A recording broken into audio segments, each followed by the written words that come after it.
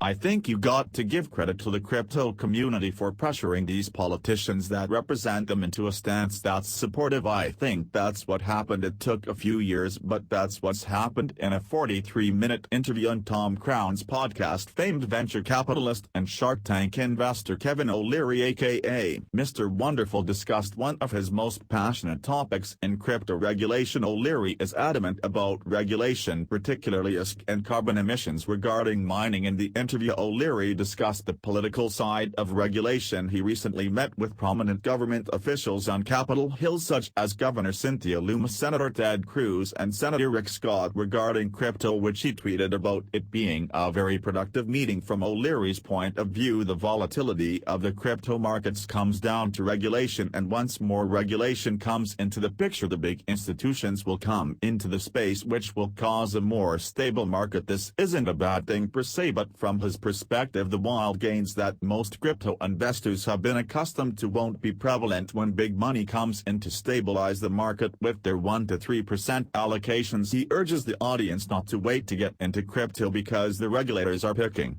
up momentum and moving at a very fast pace. Now listen to what he has to say. I think it's a direct response to the fact that Lummis had the limelight, not the president, and she was getting these incredibly broad bipartisan meetings together, and they were getting bigger and faster. I mean, you had Dick Durbin sitting beside Ted Cruz right in the room I was in. I thought I was in a metaverse. I mean, that never happens. They're so diabolically opposed, but yet they were gathering to talk about crypto, and I'm not the only private investor they brought in, but in that room I couldn't believe how bipartisan it was. It was absolutely remarkable that you have these adversaries that are at each other on every other issue, that are 100% behind the initiative that Lummis is putting forward, and there were some really heavy hitters in there. Pat Toomey, Steve Daines, he's Montana and obviously very important for hydromicrons. Roger Marshall, Cindy Hyde-Smith, Colorado, Hickenlooper, Ted Cruz right beside Dick Durbin. I thought that was just crazy. And Debbie Stang, now John Brassel. I'm just reading down the list who was in that room that I was kind of like being interviewed for a job. Warren Davidson, Rick Scott. I mean, these are really heavy hitters in the Senate, and for them to show up and it was like I felt like I was being grilled, but I'm okay with it. It's so far the volatility in all cryptocurrencies has been dramatic, and that it's a risk obviously if you don't have a long-term view. But the reason you have such volatility in Bitcoin, let's take that as a staple, is there's no institutional support. If let's say you're running 100 billion, we spoke that earlier, generally you would put a 1 to 3% position in something like Bitcoin or gold or other assets like that, and if this price corrected you would buy it back up to 3%. That does not happen with Bitcoin because there's virtually no large institutions